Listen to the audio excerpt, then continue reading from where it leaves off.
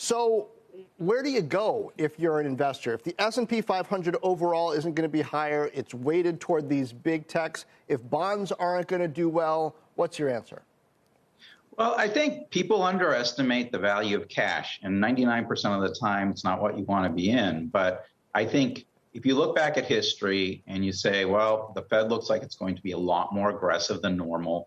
You brought up the sectors that are actually bouncing and the ones that aren't.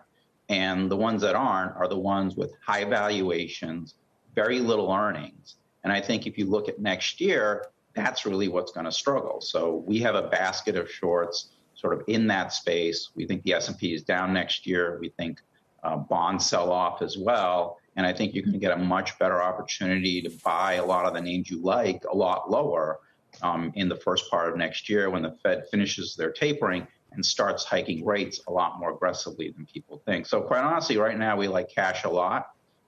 But, beyond that, if you feel like you need to own stocks, I think growth at a reasonable price type names like Google, like Facebook, that actually benefit a little bit from an economic reopening.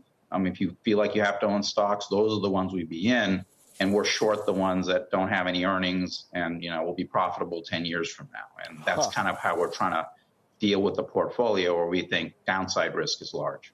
Dan, though, cash, such a dirty word in a historic inflationary environment. Is it really time to invoke the Kenny Rogers rule, right? Know when to hold them, know when to fold them, when to walk away, when to run. Your expectation is closer to mid-year bargains will start to appear. What about even among some of these growth names that have suffered so much at the end of this year?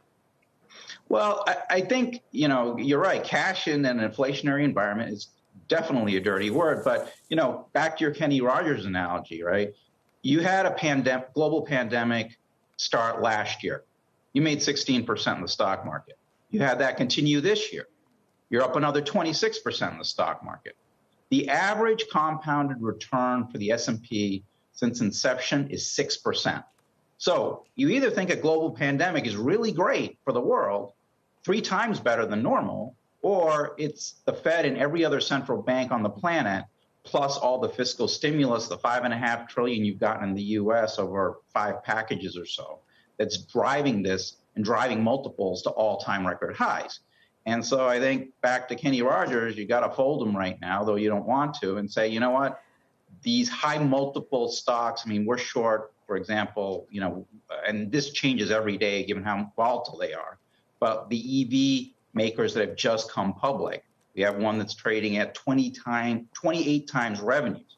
You could buy Tesla at 14 times revenues, or you could own GM like we do at 0.6 times revenues.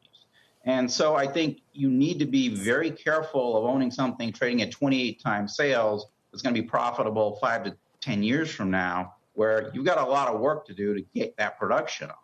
And you can say that about a lot of high growth tech stocks going forward.